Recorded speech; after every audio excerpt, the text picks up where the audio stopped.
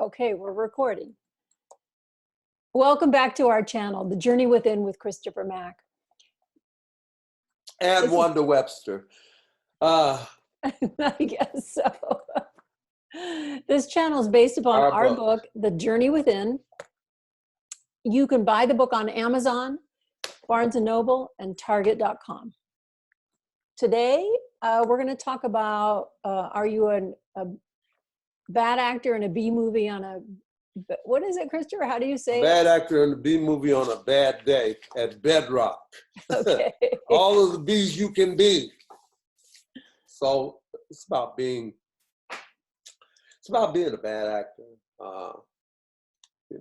There's a lot of times that we think we're doing the right thing, but in all actuality, we're bad actors. I know you can identify with some bad actors maybe in your life. Don't you know I'm supposed to be the principal here? I'm supposed to be the main actor, but then all of a sudden a bad actor comes in and they don't want to cooperate with anybody. They irrational, unreasonable, and they think what's going on makes a lot of sense. So we usually call this a bad actor. You see, driving down the freeway and somebody flips the finger because you're not going fast enough. They blow the horn at you. Some of those places where people are agitated and aggravated, and they just don't want to listen to reason. Reason being caused by this situation or the condition. Sometimes people just do unreasonable things. So this term was coined when you were doing recovery groups for how many years? For about 11 years on downtown Skid Row. We used to have meetings in the afternoon and using, helping people who are having problems recovering by using the conventional AA means for recovery. And so people would come up with some really outlandish stories and thinking that the behavior was okay. You might be having a meeting and somebody might get up and just start talking randomly and not making any sense. I would consider that a bad actor.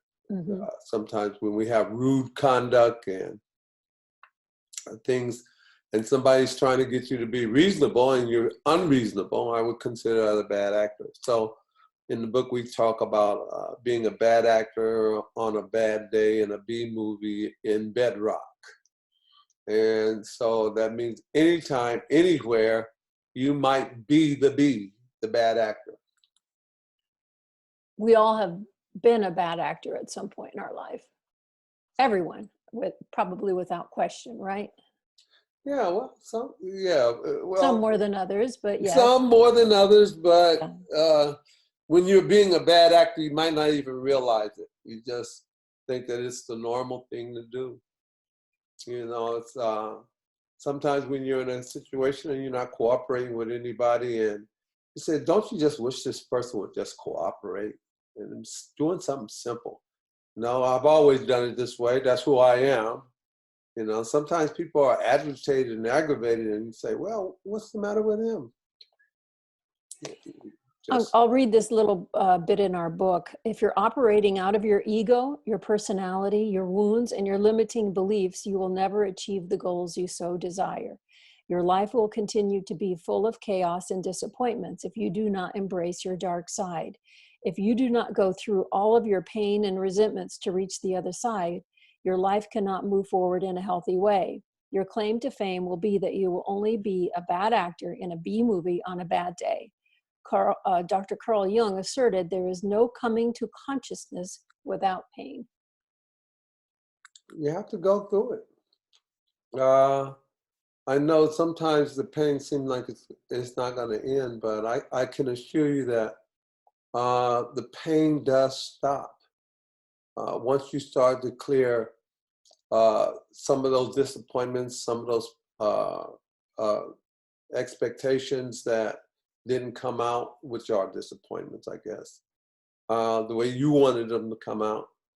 Um, Sometimes we just have this pain because we don't think we're going to get what we want. And sometimes, in order to get what you want, you have to go through the pain in Did you order to find, feel it.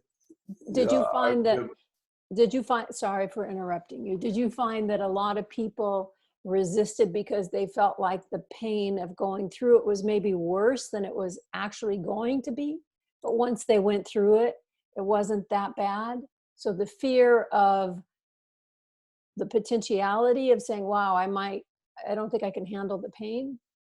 well, the fear of pain causes pain. So Right, it, exactly. so because you have this double fear, uh, one of the things to do is to know that the fear is not, if the fear that controls the pain is not as painful as one would think it is once they go through the pain.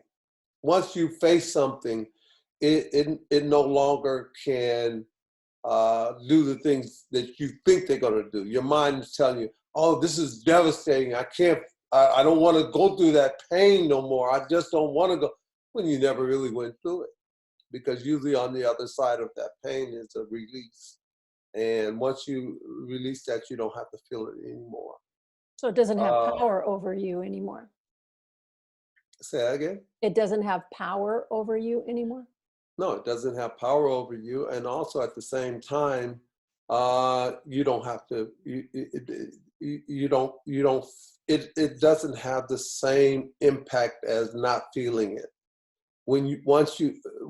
Wanda used to tell me, she says, in order to feel it, you have to feel it. I don't know where she got that one from, but Yeah, you have to that's, feel it to heal it. you have to feel it to heal it. And a lot of times we think that feeling is going to last forever or a lifetime, when really it's just a matter of seconds. That once you feel it, you know it, and then that feeling doesn't come back again. Uh, but if you're trying to avoid it and pushing it aside and not just sitting there in that feeling, it's going It to stay. seems, and it seems to magnify when you do that. My experience, anyway.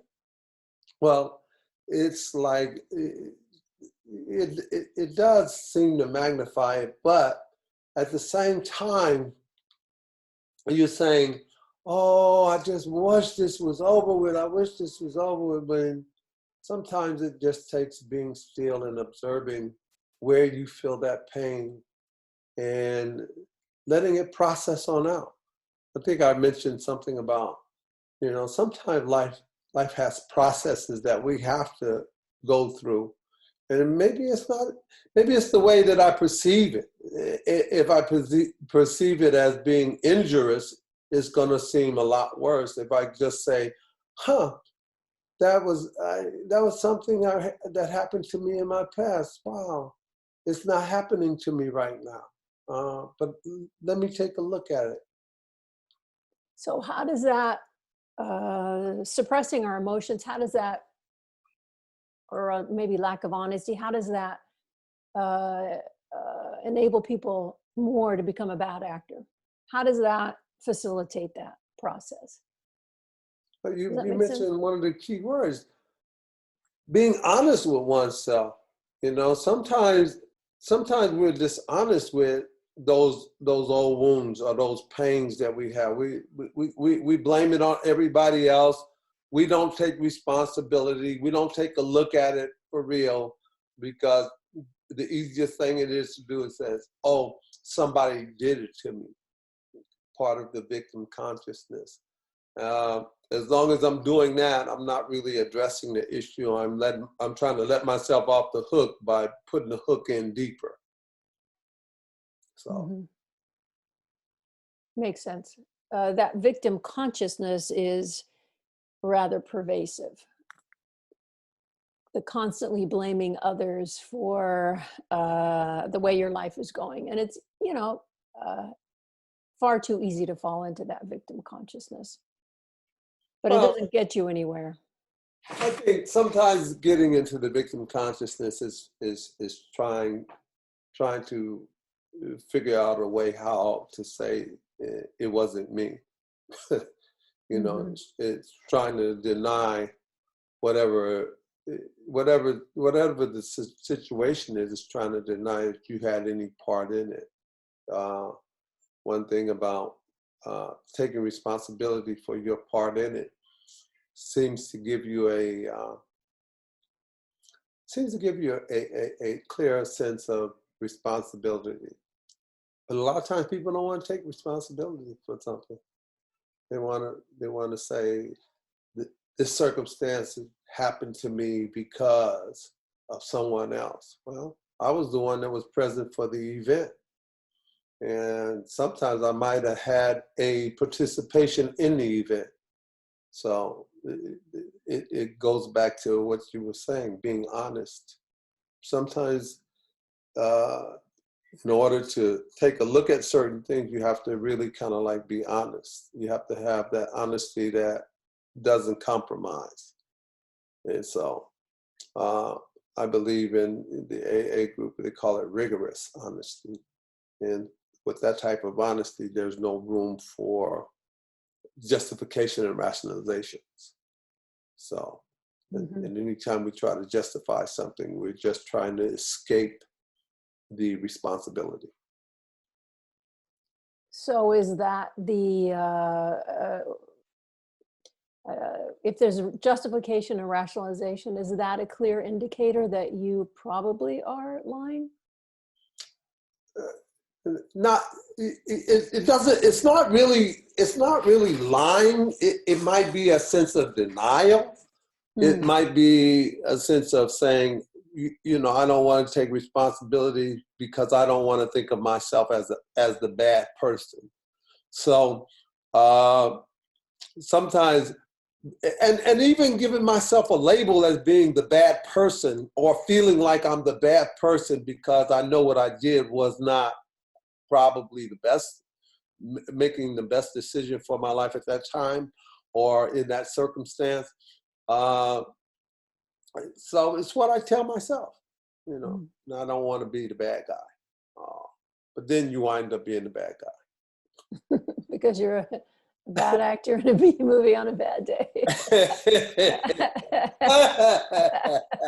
Okay. All guy. right. Anything else, Christopher? Oh, I'd just like to say, you're the most beautiful thing in the world. I'm talking to the people. And when you start to accept your beauty, you can start to live that beauty that you are. And you don't have to be a bad actor on any day, whether it be a bad day or a good day or whatever day.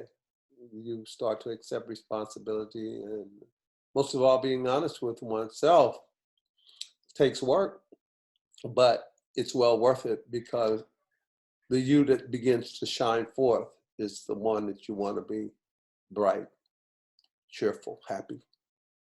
Uh, Happiness is not a uh, event; it's a state of being, and so you know, be around for the state rather than the event. The event usually goes away, but the state remains. Mm. Beautiful. Thank you, Christopher.